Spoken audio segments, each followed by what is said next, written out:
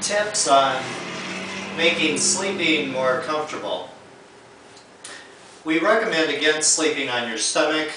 That's the least desirable, and we definitely don't want you to do that. It is very stressful for the neck and also frequently for the lower back. Less than 10% of the population can sleep routinely on their back. Most people sleep on their side in some form or fashion. We'll discuss first sleeping on the back, as there are a couple of tips that are important to make that more successful. Then we'll move to the side position, and then we'll talk about how to get out of bed most comfortably and with the least amount of strain to the lower back. We'll also talk about the use of pillows and what may be things for you to try. Sleeping on the back, there are two significant things that people should be aware of. One is we want no pillow underneath the head to prop the head up. We want the neck supported, and the way to do that most effectively is some sort of a round cushion, either a foam or a filled kind of pillow, or most readily available is a towel that you can use at home, fold it in half lengthwise, roll it up and slip some rubber bands on it to hold it in a roll, and about 4 inches in diameter is a good starting point. The way to adjust the size of it is to lie on your back with the towel underneath your neck, and the back of your head should just lightly be touching the mattress with your neck supported by the roll. The other element of sleeping on your back is that we want to flex the hips and the knees to relieve the strain on the lower back. So using 1 or 2 pillows underneath the knees is very helpful rather than sleeping straight out, which may be pain productive for the lower back. When sleeping on your side, the pillow arrangement that I've found generally the most successful through the years and the most adaptable is to again use a rolled support for underneath your neck, and then I recommend a small loosely stuffed or relatively flat kind of pillow.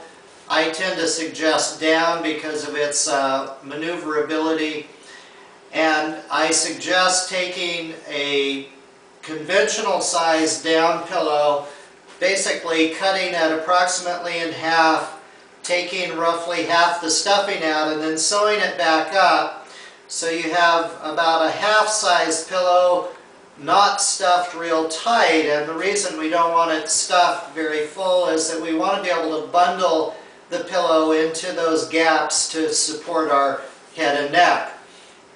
Most bed pillows are too big, stuffed too full, and they tend to prop our head up at bad angles.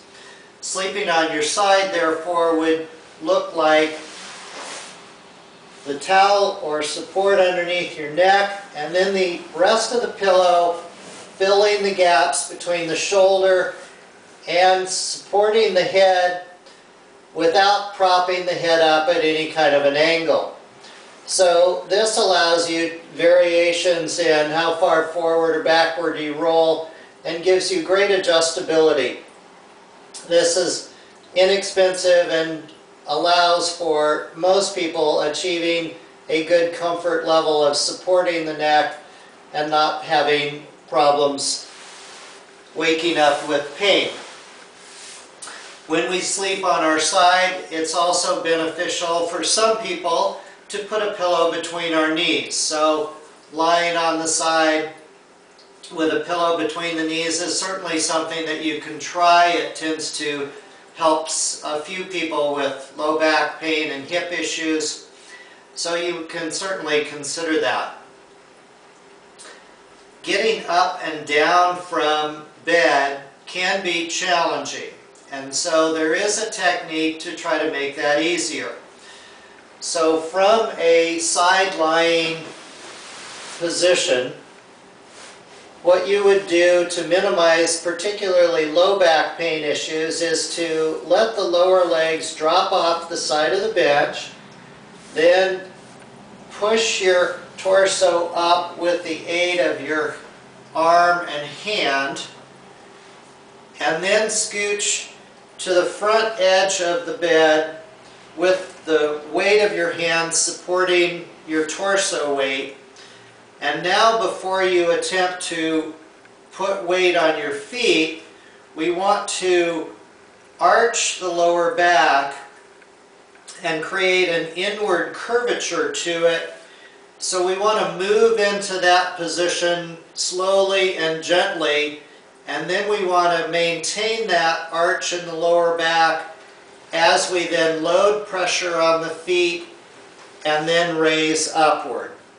That avoids any kind of rounding to the lower back during the course of the movement, which is usually what creates sharp low back pain if we're experiencing any pain in the low back before that.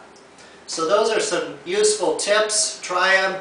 I do use another pillow at times, but this has been a very useful pillow arrangement for most people.